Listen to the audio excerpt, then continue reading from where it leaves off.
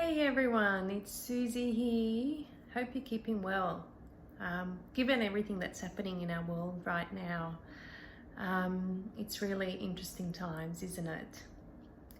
I have been keeping kind of quiet over the little while, and that's because I've felt this great need to go internal, to go quiet.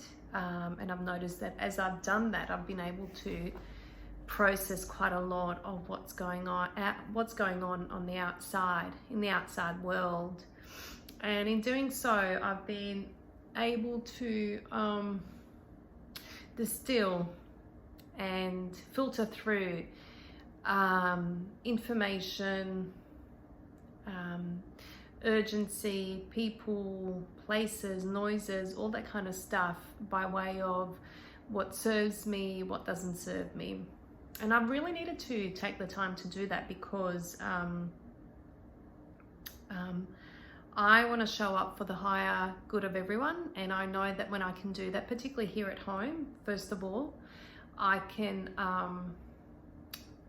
support my family. Yeah, I can support my little ones, my girls, and I can be of support to others. So the reason I'm coming online, because I haven't been online for a long time and I haven't wanted to, but I've been encouraged to do it. So here I am. And what I want to, and how I wanted to really use this very first video, and the message that I wanted to share is to be mindful, given what is happening and given the anxiety that's around and the stress, which we all will be touched on somehow, and then and I'm sure multiple times, not just as a one-off, since the changes as a result of the COVID-19. But one of the things that I really wanted to emphasize is be mindful of what you're allowing into your space, be it physically, be it emotionally, energetically. And by that I mean, what are you allowing by way of, whether it be watching news, the media, how much of it are you doing, what kind of conversations are you allowing into your space with others. And likewise, you also, what are you allowing yourself to engage in? What kind of conversations are you creating?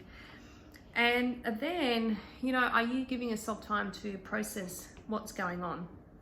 Because if you're not, it's going to catch up. It is going to, it catches up. The psyche cannot hold anymore, and our physical body will need an outlet, and it may not look pretty when it happens. So I always say that prevention is better than intervention, as we would all agree on that. The other big thing, so being mindful of what you're allowing into your space. The other thing that I really want to encourage is these are challenging times. There's a lot of uncertainty, and acceptance is the key word here. Acceptance around things being really challenging. And what I want to say, I know that is so much easier said than done. But if I can just make this point very clear, it might help you with acceptance. Acceptance is not agreeing with something. Acceptance is not saying, I agree that that's the right thing to do. That's not what it is. Acceptance is about saying this is what's happening in our life, and something incredible can happen when we accept. For one, we allow ourselves to align more. We create more space for ourselves, and we can much more easily start to feel at least a little bit more at peace, or create that sense of peace. And within that, find something that we can ground ourselves in. Find something that you believe. Find something that will give you hope. Whether it be your faith, whether it be trust in something, whether it be something bigger than humanity. whether it be your connection to divine, your religious practice, whether it be you know, that connection to cosmos, nature, whatever it is. And you know, with possible strict isolation, probably around the corner for us in Australia anyway, you know, thinking about how can you connect more to nature, and even when that happens, how might that happen? You know, if you can even step outside of your door and look outside and look at the trees, or look up in the sky every now and then, just to get that sense of perspective. And all of that can be so easily overlooked amidst high intense energy of what's happening, and what we're used to doing with high intense energies, putting it into doing and more and this and that and the next thing, and that's not going to be possible. So either you kind of surrender to that and accept that, and maybe there's things that you can do at home and put that high intense energy into rearranging things at home. That's, I mean, you know, that's one possibility. Or you every now and then allow yourself the time to get grounded. And you know, this is a time of connecting or starting or reconnecting, or if you haven't before, to start some spiritual practices like meditation. And there are so many incredible apps and online opportunities for that. If you find that you can't do it yourself, breathing is always great, however many times during the day to do that, particularly as we might find ourselves feeling a little bit highly strung or anxious, to connect to the breathing, to consciously breathe, you know, breathe, to even pay attention to our breathing, because that will help us to calm down our nervous system.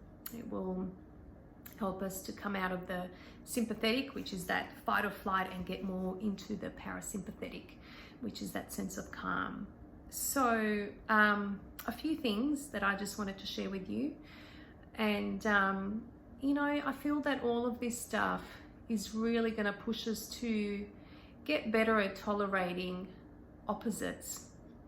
This is something I've been learning more and more, particularly in one of my trainings recently in Melbourne, this tolerance for opposites. You know, if I'm or if I'm feeling this way, or if this is my value, or if this is what I believe about life, the world, or whatever it is, family, how can I tolerate the opposite of that? Someone who is not being respectful, someone who is doing damage to the environment, someone who is, you know, on the other end of the spectrum.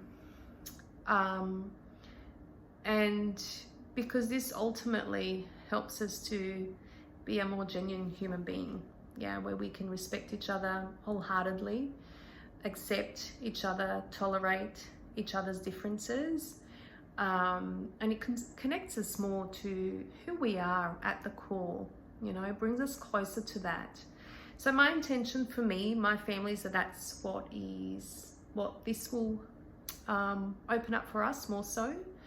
That's how I'm finding meaning and purpose. I can't live my life if I don't have meaning and purpose, so I'm forever making sure that whatever I do has meaning and purpose. Sometimes when I don't have that, I will journal prolifically about it until I get to the core of something, and that's when I really feel that I've gotten to the heart of something. And when I do that, whether it be through writing, or whether it be through talking to somebody that I trust, who can really, really allow space for that, then I feel that there's an energetic shift within me, and there some kind of growth has happened. So I encourage you to do that, to find that however you can, and to make time in that, to make intention. You know, this is a great time of intention setting. On the one hand, you may feel like there's so much happening, but this is a powerful time for intention setting. You know, what it is that you want, what's important to you, why are you doing something? You know, is it about getting closer with your family? Is it about deepening connections? Is it about doing things that are really meaningful and purposeful for you? This is a really great time of connection. So I'm going to leave you with that on this video, and I'll see, you know, I will do my best to upload a few things and hope, and really my intention is that it brings a sense of calm and hope in these times to you, and that it reassures you, you know, that despite what's happening here, one of the things I always say, that when we focus on the bigger picture, we can much better stay connected to our purpose. And to help us do that, we really need to be present in our power as a human being, knowing that, you know, we have something deep within us that we need to connect with, and that's going to help us stay more connected to our purpose and then to the bigger picture. Yeah, because the presence, power, and the purpose will help us continue to expand what is possible in our life, and certainly to deepen our potential.